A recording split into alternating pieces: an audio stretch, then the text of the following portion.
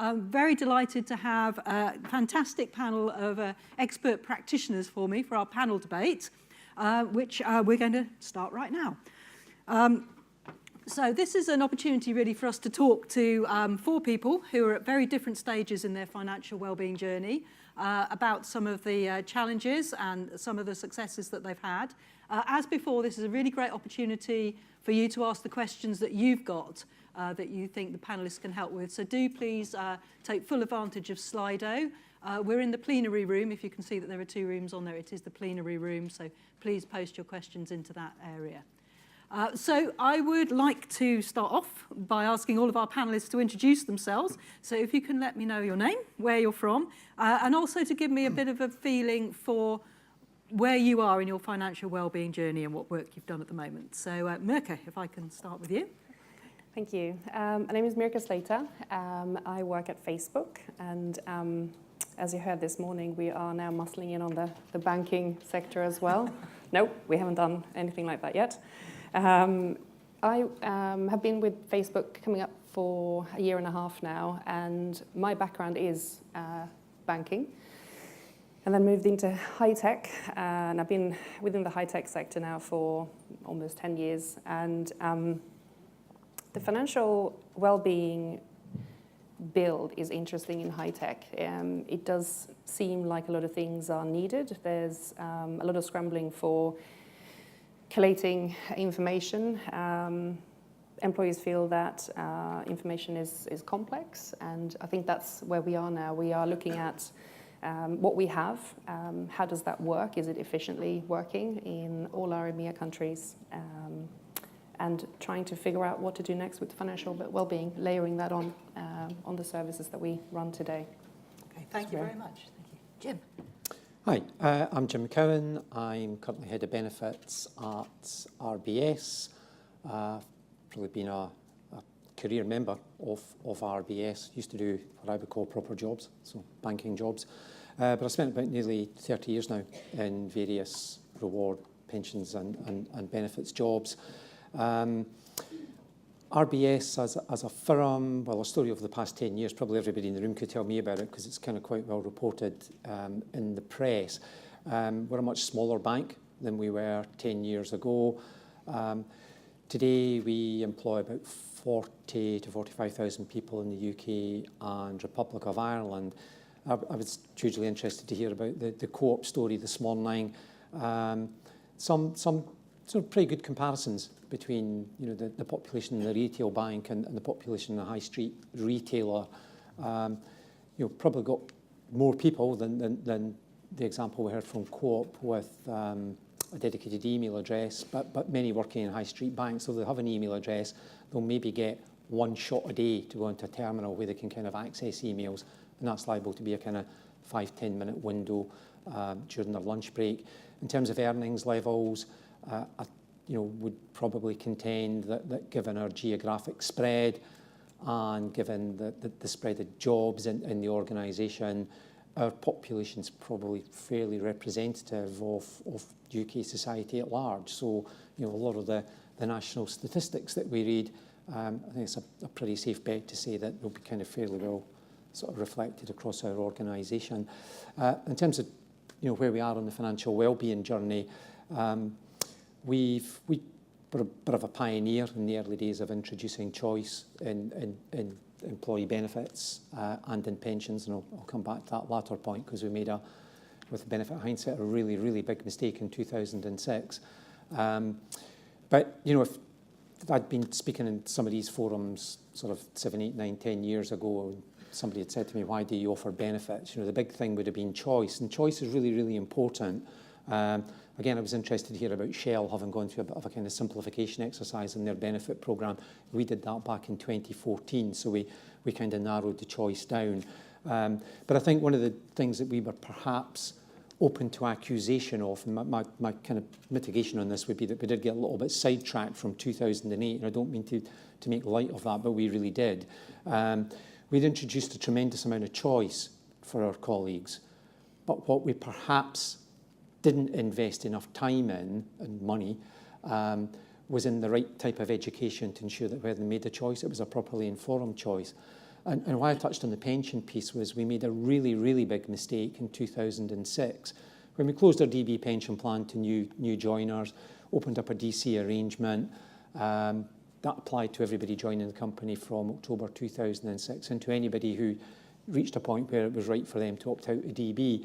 And despite a generous level of funding, we initially set the default contribution at 0 because we actually believed that we could get people to really engage and put in the amount that was right for them.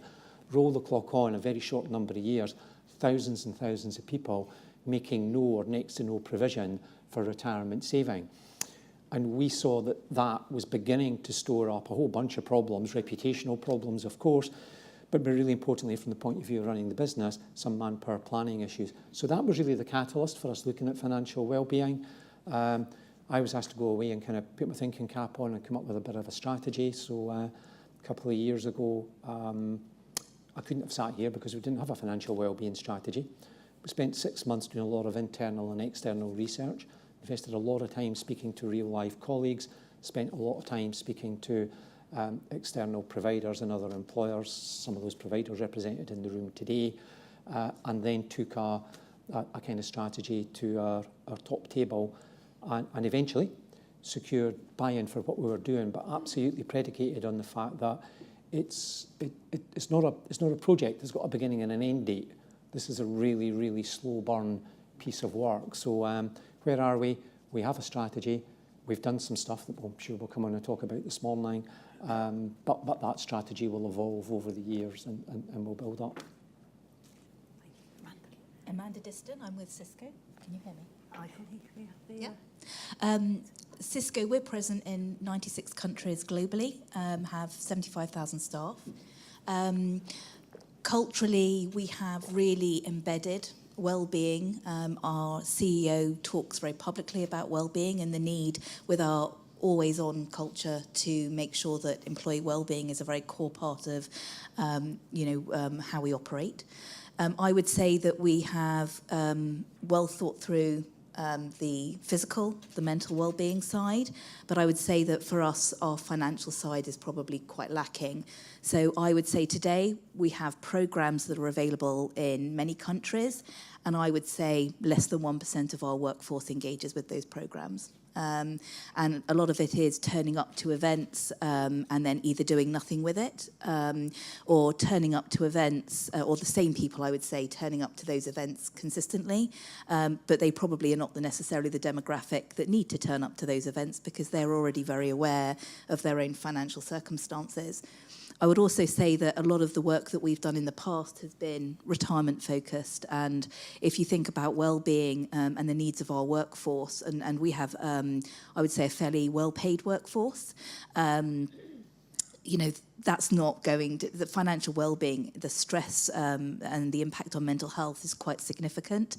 So we can't not do anything in terms of financial well-being, but what I'm very reluctant to do, so why we're really looking at the strategy from scratch is, so I don't want to put more programs in that will have that same 1% just show up. I actually want to have a program where a big percentage of our population actually engages with it and that we see difference driven as a result of it. So I think that's easier said than done because, again, you tend to have the same people that will engage. So I'd say from a strategic perspective, we're getting there. We're at the moment, we're looking at what is it we need to do, what is it we need to change, and how do we embed it into our culture as something we do. And I would say probably our biggest point that we're trying to work through is the stigma. And that's the stigma of, I have a financial difficulty. If I discuss it, it's going to look bad. I'd rather not do that at work. We've got to figure out how do we address that, and then how do we get the right, and I don't like to use the word product, but how do we get the right products and services in that people will engage with and do it so that we get engagement as a result of it. Great. Thank you, Amanda. Hi, I'm Amy Goodwin. I'm Head of Reward and Wellbeing at Mundipharma International. We are a pharmaceutical company. We are 1,000 people in the UK, so I'm a minnow compared to my colleagues. Hopefully that will be of some use to you. Some of you will have a context that will fit more with mine than with the others. What we've got is manufacturing, we've got shift workers, we've got some laboratory workers, and we've got a smaller than probably we've had in the last 10 years, a smaller sales force. So what we've been trying to do is cover the breadth, which I think a lot of people will try and do. And it's really interesting because we based it on the complete regeneration of flexible benefits. We shifted a 30-year-old paternalistic benefits program into full choice in 2016. And so what we're trying to do with financial education is just link it to how you make your choices. So what we saw in the first 2 years of implementing FlexBends is, oh yeah, lovely, choice, great. I'll just stick with what I've always done because probably the way that you told me to do it was right. So that's safety in numbers, lack of confidence.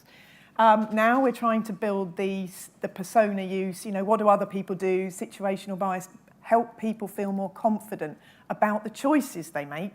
And then hopefully we can start to work a bit more on the campaigns about your own personal money, your own situation. Absolutely agree with Amanda about the stigma element and how that links to how people feel and then productivity in the workplace. So we have offerings. We've gone for technology and we still do plenty of face-to-face. We actually ran a great event yesterday and had loads of uptake for the face-to-face sessions. So we're just trying to pick away at it a bit and just understand which things might shift the needle a bit. So lots still to learn, but we're definitely on a journey. We are terrible because we don't quantify and we don't write down strategies very well, but hey, we're small. Well, that's great. Thank you very much indeed. And hopefully to you as the audience, that's given you a bit more of a feel for the expertise and the knowledge that we've got on the stage here. So do feel free throughout the session to submit your questions over Slido, and we'll pick those up towards the end. So there are a few things that I wanted to talk a little bit to the panel about, as I've got you here. So one of the first ones was just flipping back to the very beginning of the day today when we asked people about some of the reasons why they were putting a financial wellbeing strategy in place. And one of the ones that obviously came up very highly was around addressing problems that we know we have in the workforce, addressing employee needs. But that can be a little bit easier said than done, in fact, in terms of understanding what those needs are. So I'm quite interested maybe to find out a little bit from you, Jim, to begin with. I mean, what have you done to understand and make sure that what you do fits employees' needs and continues to fit employees' needs over time? Again, it's probably no one thing, but I think actually going out and speaking to your employees is a really valuable thing to do. Kind of mentioned that in developing our strategy, we did quite a lot of research. We've got lots of different measures. So we take inside the organisation, we take our employee opinion survey hugely seriously, to the point where senior people in the organisation are targeted around the sort of responses that we get back. So clearly, there's questions that go into that survey around the extent to which our benefit proposition fits people's needs, etc., etc. And it's quite pleasing to see that we're getting some very positive results coming through on that. But I think there's nothing like the power of actually getting people inside a room and having a conversation with them. One of the things that we did, and again, it's something challenging. Sometimes I'm actually quite envious of the opportunity to work with a much smaller population. But when you're trying to get a cross section of people from tens of thousands of people, how do you make that kind of truly representative? But we ran a series of workshops 2 years ago now, where we got various cross sections of the population into rooms around the country, and we got some independent facilitation of some conversations, and we selected. We issued invites on a kind of random basis, but wanted people that fitted sort of certain pen pictures, if you like. So we were quite keen to hear from people who chose not to save at all into the DC pension plan, for example, but therefore also wanted to hear from people who saved quite a lot and people who kind of saved in the middle, different ages, sort of different geographies. That was kind of quite important, we thought, as well. I think from that internal research, the piece that we got was that in terms of our benefit offering, actually there's very little that people might expect us to deliver that we're not delivering. I think the overwhelming message that we got was that there's a real, and in some cases almost frightening, lack of understanding in terms of how certain things work. And you know, I think we used some of that internal research and combined that with some external research. We've got sort of 2 or 3 things where we think we've got a wee bit of a gap to plug, and over the course of the next couple of years we'll probably plug those gaps. So, you know, as a bank, we're kind of well placed to help people that are looking to borrow some money. I mean, the debt consolidation thing is a really big piece for us. We've spoken to some external providers, we've spoken to our internal experts, and we're kind of trying to get that very much on the agenda. So it's almost, if you think about that spectrum of financial well-being, if the Holy Grail is making sure that people are well prepared for life after work, actually if they're not able to prepare for that now or to save for that, using simple language, you've got to kind of try and knock down some of the barriers. So really what we've been doing in that area is trying to, you know, I think we heard before about kind of trying to take stigma away. You know, in a bank 10 years ago, you put your hand up and said, I've lost control of my finances. It was a disciplinary matter and you were actually helped out with the organisation. So it's a huge cultural shift to try and say to people, hey, if you're in a bit of trouble, it's okay, come and speak to us because we'll try and help you.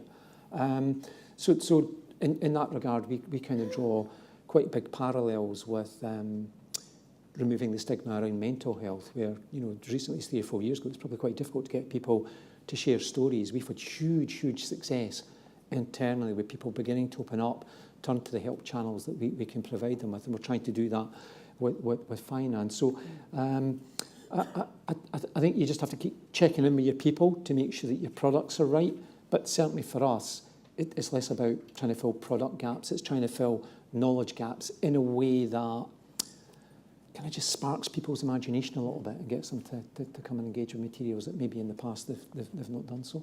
Sure. And Mirka, I mean, in a quite different type of business from Jim, I mean, what are some of the challenges that you have, firstly around sort of understanding needs, but also that critical piece about getting people to actually engage with what you've got? Yes, I guess very different because we do have demographic, I guess average age is around 30, just over 30 now. Very tech savvy, mainly engineers. And I think the engagement is the key here. How do we engage? I mean, everybody's in front of multiple computer screens. And I think not necessarily socializing that much in the engineering group. I think they're very kind of online, individually mainly.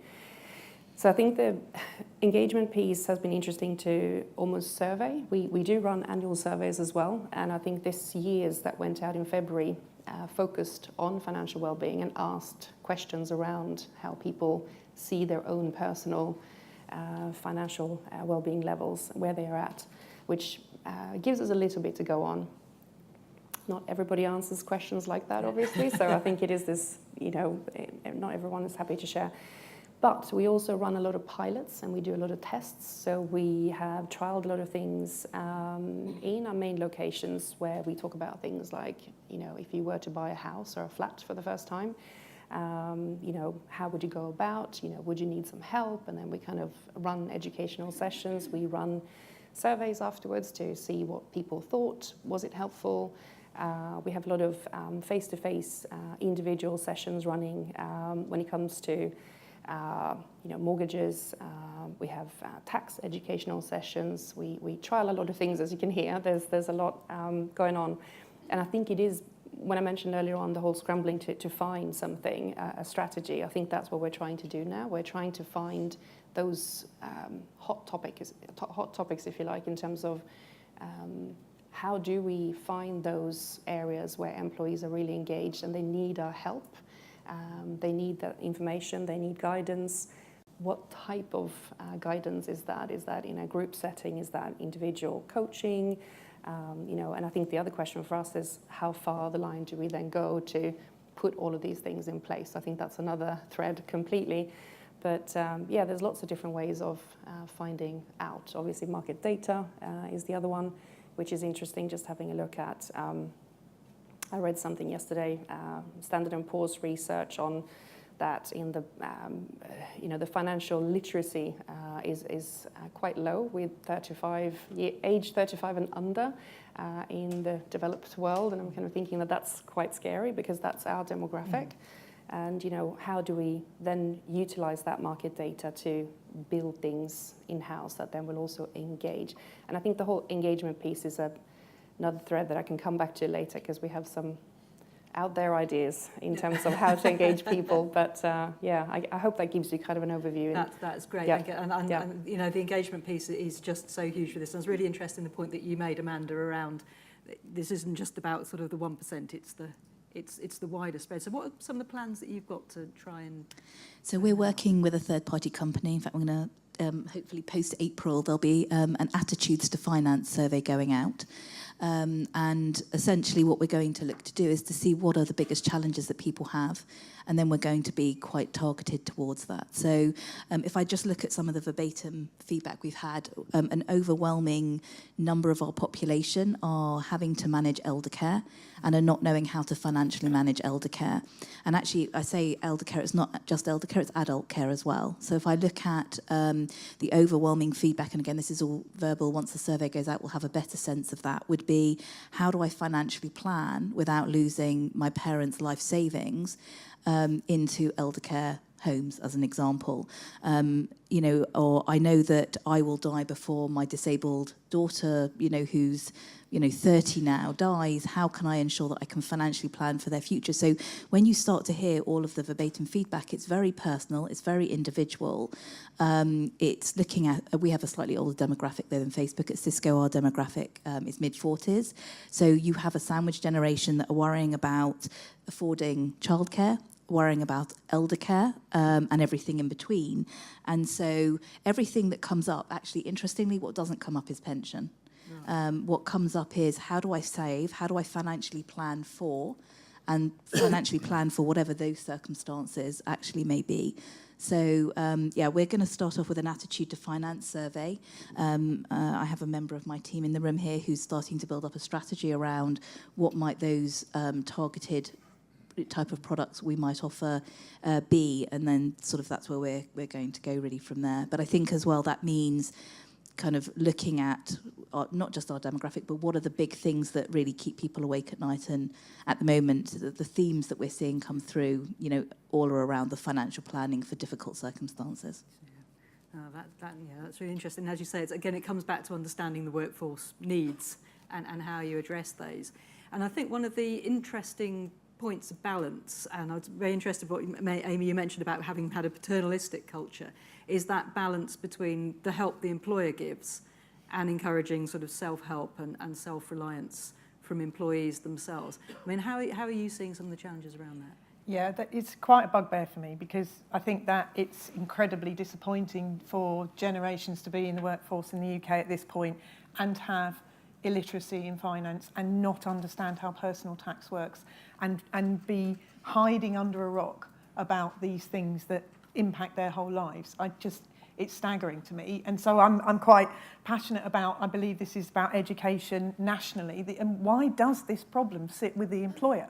It's not right, but it has a direct impact on us. It's a correlation to our productivity and our growth is there, so we have to do something. So it's really interesting that lots of people said they feel it's the right thing to do. Yeah, I agree, but I prefer it not to be that. I don't think it should be that. So I would prefer to see more education. I think it's absolutely crucial. So one of the things that we did, which didn't come from any survey or from anything other than evidential, was just within our reward team, was the number of walk-ups we get about tax codes, personal tax codes, P11Ds, what's benefit in kind. So when we introduce flexible benefits, and obviously in there we've got quite a lot of benefits that accrue big, and then the questions started to come. What's this happened? What's this month one code? What do I do about that? Even high earners tipping over into that next tax bracket and not realising that they needed to be putting money away for when they do their self-assessment tax return. And you just think, oh, good grief, if you guys don't get it and you don't know what tax bracket you're in, what do you think everyone else is doing? So in the end, we spotted a little window of opportunity in the way that our benefits were moving particularly in terms of our private medical. And we had a window where we were not going to have a year of change in the rates. We thought, great, we'll nab that. And we thought, right, we're going to go ahead with payrolling of benefits. So we did year one, we did private medical. So we had that little moment so that the tax codes then weren't impacted the following year. And we explained it to the employees. I think everyone's going to end up doing it. I'd have thought it probably would have been sooner, but I think you're all going to end up doing it.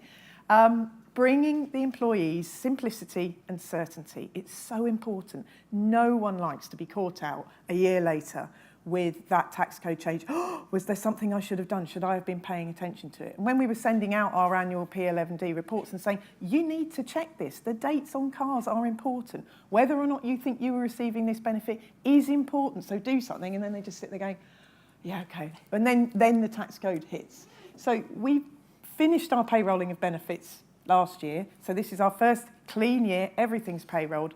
And the numbers of queries have dropped significantly. I feel that clears the landscape for us to be able to put our energies into, right, now how do you make your choices? Why are you making the flex spends choices you're making? Is that a situational bias thing you're worried about? Am I doing the right things? Am I making the right choices? So we want to then use the tools that we're providing. So we have the Nudge online platform, which we put in place to recognise we've got shift workers, remote workers, access to situational, relevant data. We need to make sure our people feel confident they know what it's for and they're using it. Not just going to go ramming in loads more products and services because it's a checklist of things we should do. I'd rather embed an understanding and improve an education. So we're just going to keep going with that mix of things because we won't get anywhere if we do nothing. So it's all about people. We have great investment in flex spends. I want them to use their money wisely and feel that they are confident about making a personal choice. Sure. And I think that raises some interesting questions around what's available in the market at the moment to support you as employers with financial well-being. I mean, what do you think the market's doing particularly well at the moment in terms of products and services and opportunities? Jim? That's a great question. I've got to be kind of quite careful about the audience that's in here. Mentioning I guess cynically I could say, what's it doing really well? Well, it's marketing itself incredibly well because we're being bombarded with apparently so many new products and so many sort of new players in the marketplace. But I think the things that are certainly capturing my interest.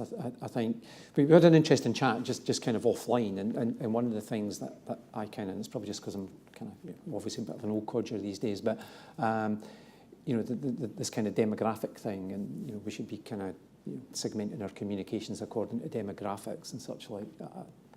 I just don't buy into that at all.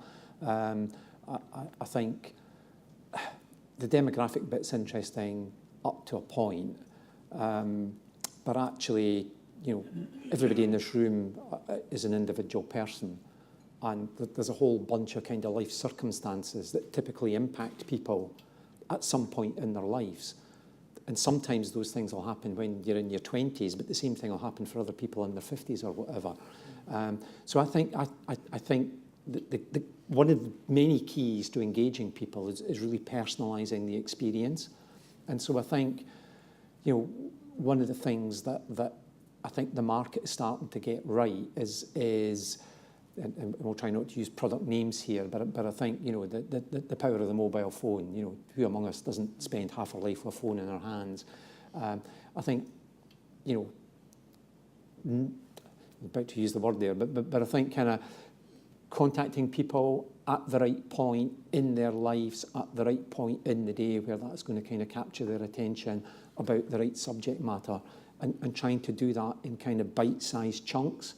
And we know that there's some sort of representatives from firms in the room and maybe on some of the boards that are doing that type of thing quite well. And I definitely think there's a role in there. Equally, I don't think that solving the problems of financial well-being is as simple as hooking up with a provider who's got a piece of kit, and you did actually mention one of them that will prompt people. But there's definitely a role to play there, and I think the market's progressing quite well and with interest in that space. May I answer it not to be negative, because I do think there's some really great products out there, and I'm always impressed when people come and talk to us. But I do think that the gap in the market for me is how to properly engage the workforce, how to get that psychological bond which makes them self-motivated to go and do something. So for me, I think I've seen brilliant technology, really advanced technology. Some of the companies, the financial offerings they put out there, you know, you can't argue with them or fault them. But what I feel like I've really missed is what's that trick to make sure that not just the 1% attend? So I'll give you an example, if you don't mind, just me rambling on for a moment. I was overwhelmed when I was told by our broker that 95% of our Irish population have moved out of the default pension fund and have made selections. So I said, oh, that's amazing. How did you do that? Let's look at how we scale that. And then I actually had a look at what number of people had actually gone in and even looked at their fund across the course of the year, less than 3%, and who had made changes, less than 1%. But some of the selections they had made up front after this great day of great presentations and one-on-one sessions had put them into what I would call actively managed funds that needed monitoring, that you couldn't leave just for a year and not worry about it. So I think on the day engagement is great, but what I think the market is missing is that deep psychological connection with people and their money, and how they remain engaged and how they remain, because otherwise I can put in all the great products and I will have, you know, what looks on the surface like a very positive response from Ireland, but actually it's actually very negative in terms of people's, if I think about my duty of care to my employees, this actually was a big negative, not a positive, that happened in Ireland. So for me, that's a huge gap, and you know, maybe it's a quest to all the providers that are sitting around tables here is, what is it that we can do that looks at that relationship, that psychological relationship, to engage people,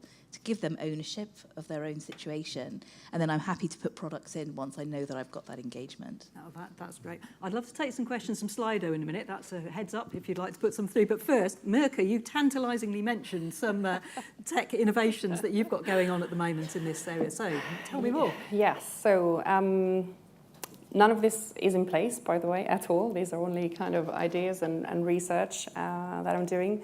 But I guess the threads are kind of focusing on engagement. How do we find that engagement? And obviously we talked a lot about, you know, what kind of products do we have? You know, what kind of steps do we take to find that magic formula in terms of getting these employees engaged? And don't laugh when I mention these things, but these are out there ideas, I know. The first piece is not so out there. There are companies that are today looking at how to change the process of making decisions and understanding information. The finance area is very complex. You need to simplify, you need to clarify, you need to make sure that whatever you're using is a similar experience to, let's say, you're using something on the way home from work. You know, what are you using on your telephone? What kind of apps do you have there? How do those apps function? They're probably really quite engaging because they might be funny, they might be very clear, there may be some sense of achievement when you've gone through some stages. You might have clear results at the end of it, so when you've actually done something, it's very quick, it's very clear. How do we take that process, or even like gamification, how do we apply that to this area? And I'm not trying to make it funny or silly in a way, you know, have a game for choosing your pensions, that's not what I'm after. But I'm after the kind of idea of those clever strategies that a lot of people have thought of to make people engaged in other areas. How could we link those back into what we put in place? Is it an app? What does that app look like? Who could provide something like that? So this is the kind of research that I'm doing. The other stuff, and this is where you're going to start laughing, is about AR and VR. There are companies out there, not many in the UK, that actually use virtual reality goggles.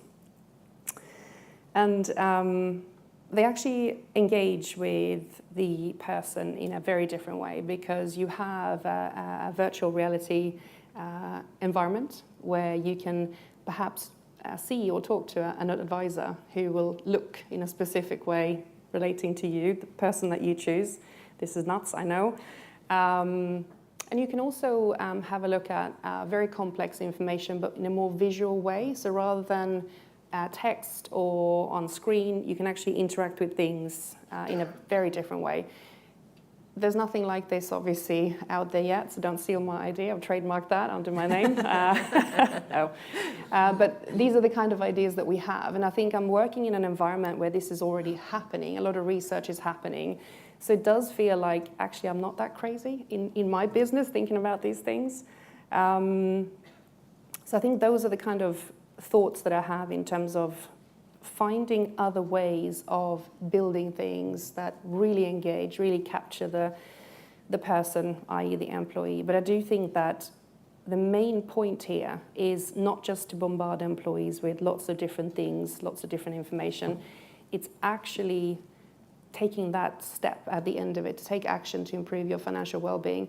And I think the final thing that I just want to mention is also a completely different spectrum where I haven't actually heard this anywhere else.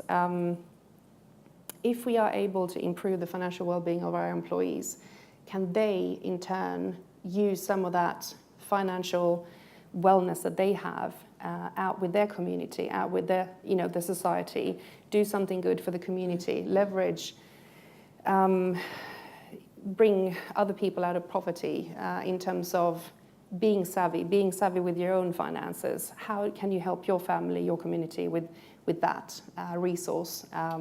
So that's kind of another thread again to, I guess, the regular stuff that we look at. We only focus on our own employees. What's the demographic? And I'm sorry I have to use that word, but this is kind of, the regular thought path, if you like.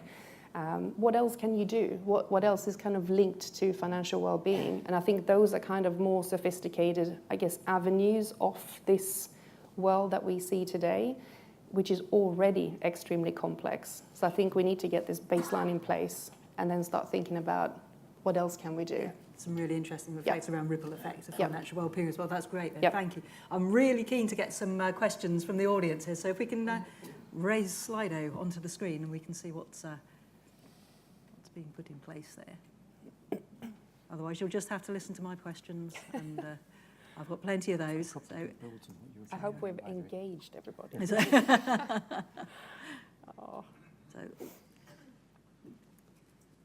Okay, great question at the top there. So any of the panellists offer a pension alternative? Lots of nodding at the end there. I'll start with you, Amy. Yeah, we specifically shifted our strategy away from pensions, and we now offer a workplace ISA. It's been in place for 2 years. And again, the conversation was about, we as an employer are not going to tell you and lead you to believe that pensions are the only way to achieve your personal goals. So we wanted to provide choice, and we wanted to not penalise people through our flexible benefits allowance. We would have originally have taken an amount away from the matching scheme if they hadn't have committed their part. So we put the ISAs in, we default people into the pension, but if they choose to come out, we're not going to take any of that money away. They get to spend it the way that they want. And that is really starting to gain traction. And then yesterday we ran some sessions with our supplier on what is a lifetime ISA, what's a junior ISA, which are being just added in now because we're in our annual Flex Selection Month, and we had some nice take-up, and we hope that people will start to use those products. And what was nice the other day, we did one with our manufacturing guys, 3 of them standing there having a conversation about what ISAs mean to them and why they do things the way they do and what their attitude was for pensions. So I couldn't be happier. For me, it gives them choice, it stimulates conversation. That's great. Thank you. So, talk very briefly about that. I was just going to say, it's kind of quite interesting. We don't run a corporate ISA, although I think if I came back here in 2 years' time, we'd probably be talking about one that we might have introduced as a sidecar arrangement to our DC pension plan. But interestingly, obviously as a bank, we offer colleagues access to all manner of savings products. We're just reversing the journey that you've just explained, Amy. Because when you've got 10,000 people saving absolutely nothing into your pension plan, despite an investment from the employer of 10% of salary, you really start to worry if that's the right thing to do. And at the outset, we really believed that giving people choice over that was the right thing. As of October last year, we slammed the door shut on it, and it's, you come and work for us and we'll stick money into a pension plan for you. And you know, there's 2 or 3 opt-out clauses, but really just, if you've kind of hit the annual lifetime allowance or you're a non-taxpayer, then, we'll sort of allow you to channel the money elsewhere. But it actually just all became too scary, and it's almost like call it a bit of a return to new paternalism, if you want, but we've turned the tap off on a major problem and are still investing huge amounts of time and energy and kind of trying to turn an oil tanker around because we think we've... So it's about doing what's right for, each individual workforce, of course, and I'm not really offended by the term of demographic, but you may have a very different demographic to us, but for us, we've been down that road and we got our fingers really quite heavily burnt by it. We have a hybrid very quickly. So everything goes into pension. If you reach the lifetime allowance or the annual allowance, we automatically put it into an ISA. And if you can afford, or if you're doing both pension and ISA, you can do that. That's obviously just the UK. I've got quite a lot of countries where we look to have alternative or supplementary ways of saving in almost all of our markets. Great, thank you very much. Well, sadly, we're out of time. We could have carried on for hours, I think, up here and had some really great debates. So I would like to say thank you very, very much indeed to all of our panellists who are all here for the day. So if you have got other questions you'd like to follow up with them, they will be around all the day. But in the meantime, I'd just like to say thank you to Mirka, Jim, Amanda and Amy. Thank you very much.